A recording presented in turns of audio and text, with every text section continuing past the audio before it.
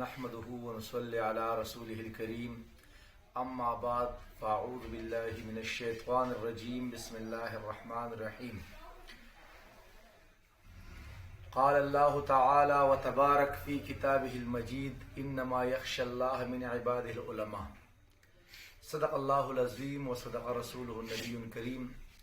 عزتمندو سمره مسلمانان چې دا پیغام اوري ټول مسلمان د بکاره چې ویل ګوري او دا غن بس دا مخ کې شیر کی زما ټول علماء کرامو ته دا عرض او فل دی چې د اسلامي انقلاب د پاره با تاسو کردار ادا کوئ.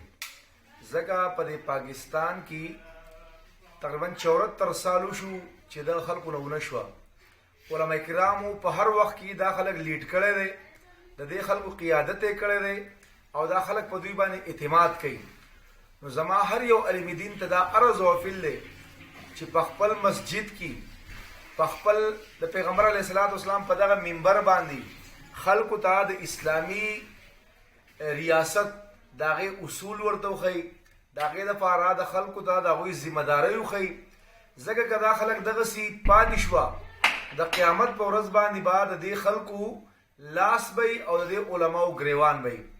زما ټول علماء کرام دا عرض او فل چې دا خلک د اسلامی نظام په دغه مقاصد باندې پوهه کوي، د خلکو دا پیغام ورکوي او دا خلک لیډ کوي او دا هغه علماء کرامو په خدمت کې دا عرض او فل همدردانه په ادب او په عزت سره چې کوم علماء کرام هغه ځان د دې شوبې نه سګني هغه قاصر ګڼي او وایي دا د علماو ذمہواری نه ده، علماو د خلک سپک ګوري. نو زه د هغوی په خدمت کې دا عرض او فل کومه چې تاسو د رسول الله صلی الله علیه و وسلم سیرت وګورئ، د هغې په رڼا کې تاسو دا فیصله وکړئ.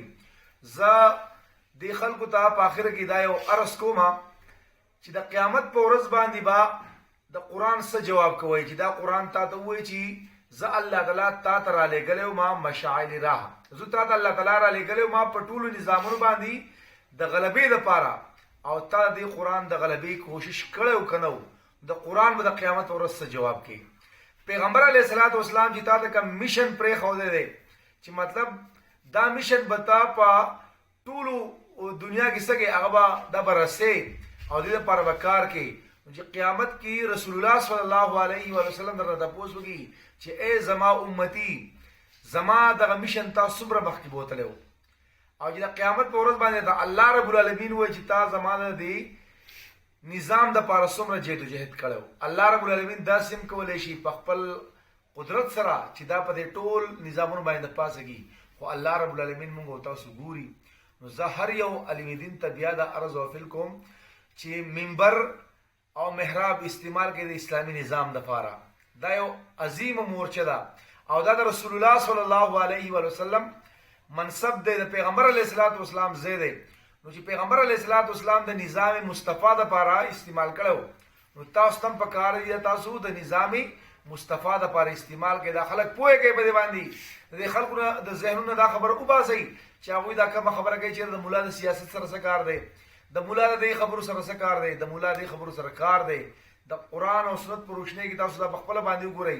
د قیامت په ورځ به د خلکو لاسونه بیا او د علماو به ګریوانونه وي. زه دا عرض کومه چې دا خلک په دې باندې پوهېږئ او د قیامت په ورځ باندې هسې نه چې دې خلکو مطلب ذموار جوړ شي، خپله ذمه ادا کوي. که خلک مني او که نه مني مطلب خپله ذمه ادا کوي. دا ما یو خپله ذمواري ګڼله. نو ما تاسو سره په دې ویډیو پیغام باندې دا پیغام هغه شیر کو.